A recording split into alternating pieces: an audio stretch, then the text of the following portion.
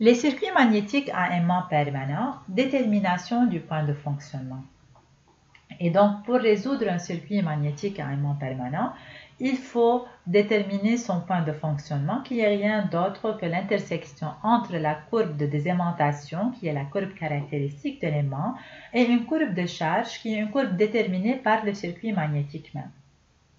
Nous allons prendre un exemple type qui est un exemple ici qui correspond à un aimant permanent, un circuit magnétique et un entrefer. Donc l'équation d'Ampère va donner HALA plus HFLF plus HELE égale à 0. Et comme le fer est négligé devant l'entrefer, nous allons nous retrouver avec HALA plus HELE égale à 0. Et donc HALA plus BE divisé par mu0 LE égale à 0. Et comme le même flux va passer dans l'entrefer et dans l'aimant, nous allons avoir phi égale BASA égale BESE, et donc BE égale BASA sur SE. Et donc nous allons remplacer ça dans la loi d'Ampère pour retrouver une expression entre BA et HA qui est BA égale moins SE mu0 sur SA, LA sur E, HA. Or, ce terme-là est un terme qui est constant parce que mu0 est constante et les autres sont les dimensions soit de l'entrefer, soit de l'aimant. Et donc, c'est une expression du droite à pente négative. Et cette droite va intersecter la courbe de désaimantation dans un point qui est rien d'autre que le point de fonctionnement de notre circuit magnétique.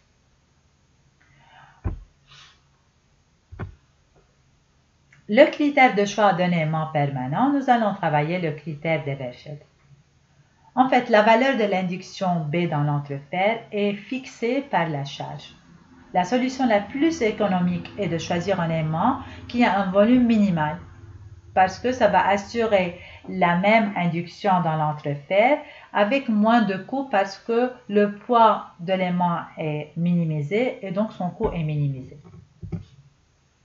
Pour retrouver ce point d'Evershed sur la courbe, nous allons utiliser les expressions des volumes VA égale LA-SA et VE égale E fois SE. À partir de la loi d'Ampère, nous avons LA égale moins HE sur HA multiplié par E. Et à partir de l'expression des flux, nous avons SA égale BE-SE sur BA. Donc en remplaçant ça dans l'expression de VA et en utilisant VE égale E multiplié par SE, nous avons VA égale moins 1 sur BA-HA, BE au carré, VE sur mu0. Et donc, VE, c'est un volume, donc c'est fixe, mu0, c'est fixe. Donc, quel que soit BE, qui est imposé par le circuit, je ne peux pas le changer. Le volume de l'aimant sera minimal lorsque la valeur absolue de BA fois HA est maximale au point de fonctionnement. Et ce critère même s'appelle le critère d'Evershed. Donc, il faut retrouver le point où BA, HA est maximal. Et donc, nous retournons à la courbe de désaimantation de notre aimant. Et nous avons ici un point P qui est le point de fonctionnement. Et le produit BAHA, pratiquement, ça va correspondre au rectangle qui est ici. Donc, BA fois HA.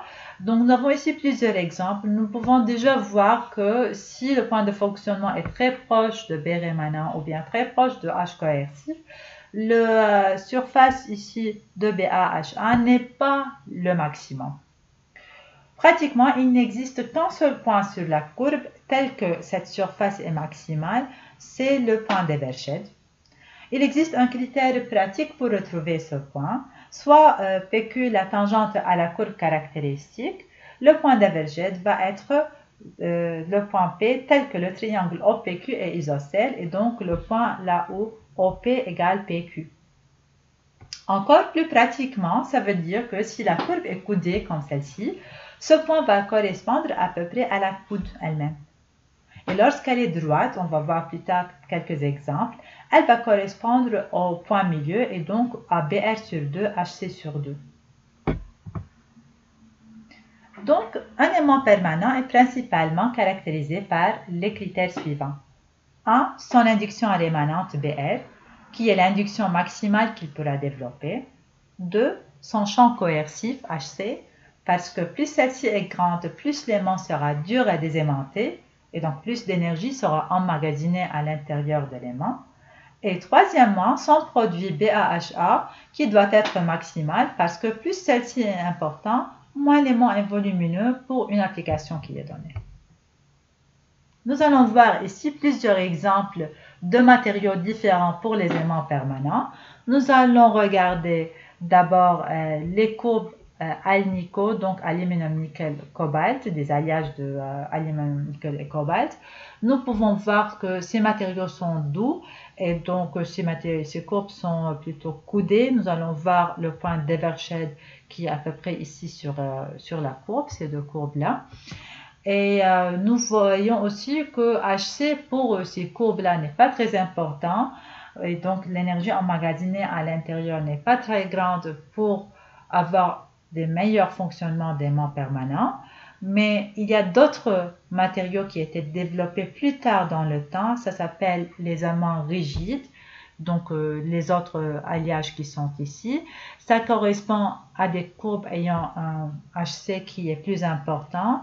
Et donc ces courbes-là sont des courbes qui ont une caractéristique qui est plutôt linéaire et un point d'Evershed qui est à peu près le milieu de cette courbe-là.